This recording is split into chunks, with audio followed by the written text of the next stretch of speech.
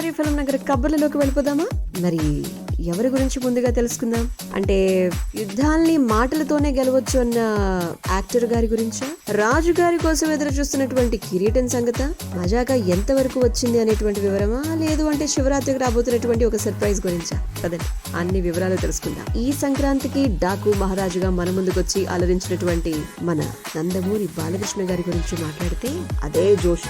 అఖండ 2 తాండవం మరి షూటింగ్ పనులైతే గనక చకచక పరుగులు పెట్టిస్తున్నారు. అఖండకు సీక్వెల్ గా బోయపాటి శ్రీను గారు తెరకెక్కిస్తున్నటువంటి pan India cinema 14 reels plus పతాకంపై రామ్ ఆచంట, గోపి ఆచంట సంయుక్తంగా నిర్మిస్తున్నటువంటి ఎం తేజస్విని నందమూరి గారు మరి ప్రెసెంట్ అయితే గనక చిత్రీకరణ దశలో ఉన్నటువంటి ఈ సినిమాకి సంబంధించి మాట్లాడితే బాలయ్యబాబు గారి ఫస్ట్ లుక్ ను రిలీజ్ చేసేందుకు సినిమా టీం వారు సన్నాహాలు చేస్తున్నట్టుగా తెలుస్తోంది. ఈ నెల చివరిలో మహాశివరాత్రి సందర్భంగా ఈ సినిమా ఫస్ట్ లుక్ బయటకు వదిలేటువంటి అవకాశం ఉంది. అయితే ఈ సినిమాకి సంబంధించి ప్రస్తుతం హైదరాబాద్ పరిసర ప్రాంతాల్లోనే షూటింగ్ జరుగుతోంది. బాలయ్యబాబు గారు ఇందులో 2 విభిన్నమైనటువంటి పాత్రలో కనిపించబోతున్నారు. సంయుక్త మేనన్, ప్రజ్ఞా జైస్వాల్ ఇద్దరు కూడా కీలక పాత్రలో కనిపించబోతున్నారు. అండ్ ఈ సినిమా దసరా సందర్భంగా సెప్టెంబర్ 25న థియేటర్స్ లోకి రాబోతుంది. తమన్ గారు సంగీతాన్ని అందిస్తున్నటువంటి సినిమాకి సంబంధించినటువంటి సంగతులు ఇవి. ఇక పద్మభూషణుడు వరించినటువంటి బాలయ్యబాబు గారి గురించి మాట్లాడితే ఆయన అంటారు, పద్మభూషణ్ పురస్కారం నాకు లేదు అంటే మా కుటుంబానికే కాదు,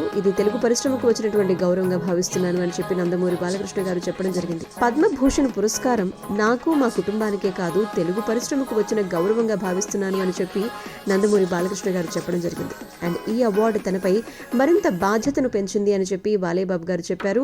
భారత ప్రభుత్వం పద్మభూషణ్ పురస్కారం ప్రకటించిన నేపథ్యంలో తెలుగు చిత్ర ప్రముఖులు ఆయన నివాసానికి వెళ్లటం, వారికి అభినందనలు తెలియజేయడం, ఇండస్ట్రీలోని 10 అసోసియేషన్స్ అండ్ యూనియన్స్ కలిసి బాలయ్యబాబు గారికి మరి ఘనంగా సత్కరించుకుని శుభాకాంక్షలు తెలుపుకోవడం జరిగింది. వారందరూ కలిసి బాలయ్యబాబు గారి కోసం అని చెప్పి త్వరలోనే తెలుగు చిత్ర పరిశ్రమ తరపున ఒక సన్మాన వేడుకను కూడా నిర్వహించబోతున్నట్టుగా, దానికి సంబంధించినటువంటి ఏర్పాట్లు కూడా జరుగుతున్నట్టుగా చెప్పడం జరిగింది.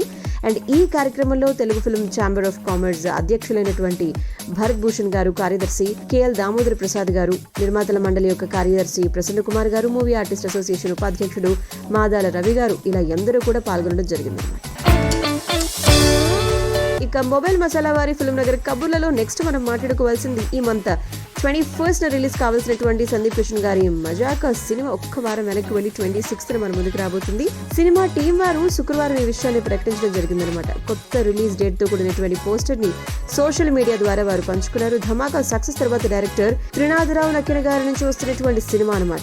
రాజేష్ దండా ప్రొడ్యూస్ చేస్తున్నారు. ఇందులో సందీప్ గారికి రీతు వర్మ జోడీగా నటిస్తున్నారు. రావు రమేష్ గారు, అంశు కీలక పాత్రలు పోషిస్తూ ఉండగా కంప్లీట్ వినోదంతో నిండినటువంటి మాస్ యాక్షన్ ఎంటర్టైనర్ గా ఈ సినిమా ముస్తాబవుతోంది. మరి లియోన్ జేమ్స్ సినిమాకి మ్యూజిక్ ని అందిస్తూ ఉన్నారనమాట. మరి మొబైల్ మసాలా వారి ఫిల్మ్ నగర్ కబుర్లలో నెక్స్ట్ మనం మాట్లాడుకోవాల్సిన మరొక వ్యక్తి ఎవరు అంటే కొత్త సినిమా తండేల్తో విజయాన్ని అందుకున్నటువంటి నాగ చైతన్య గారు ఆనందంగా ఉన్నారు.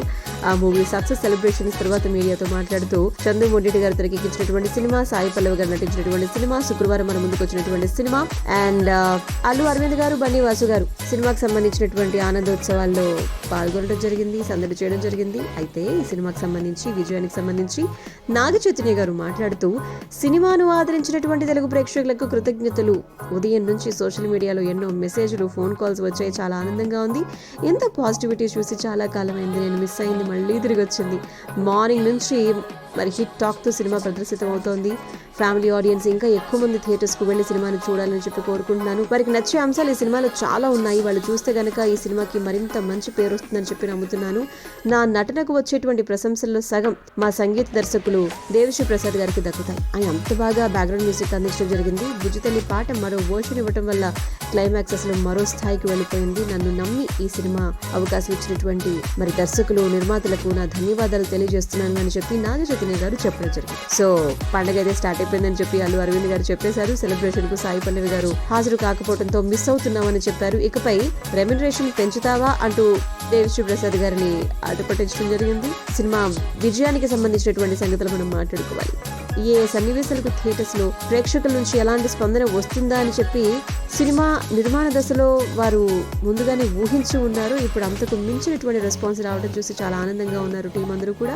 ముఖ్యంగా ఈ విషయంపై చందు గారు సంతోషాన్ని వ్యక్తం చేయడం జరిగింది. అండ్ రీ రికార్డింగ్ అనేది ఈ సినిమా బాగా తీయడంపై ఆధారపడి ఉంటుంది. ఈ చిత్రం విషయంలో క్రెడిట్ అంతా కూడా చందుదే. చైతన్య అండ్ సాయి పల్లవి అద్భుతంగా నటించారు. అరవింద్ సార్ నాకు నిజం చెప్పాలంటే కనుక చాలా పెద్ద తండ్రులు వారే మాకు అని చెప్పి దేవిశ్రీ ప్రసాద్ గారు కూడా చెప్పడం జరిగింది. మొత్తం క్రెడిట్ అంతా ఆయన మరి అరవింద్ గారికి అందించడం జరిగింది అనమాట. అండ్ చందు గారికి ఇచ్చడం జరిగింది అనమాట. సో మరి మనం కూడా విషెస్ ని అందించేద్దాం మొబైల్ మసాలా వారి తరపున. తండేల్ సినిమా టీం అందరికీ కూడా హార్టీ కంగ్రాచులేషన్స్ అంటూ మరి ఇంకా ఎన్నో ఇంట్రెస్టింగ్ విషయాలు మీతో పంచుకోవాలి. మీరు అలా మీ కమెంట్స్ తో మీకు తండేల్ సినిమా ఎలా అనిపించిందో మాతో షేర్ చేయండి. మరిన్ని విషయాలతో మళ్ళీ మీ ముందుకు వస్తాం.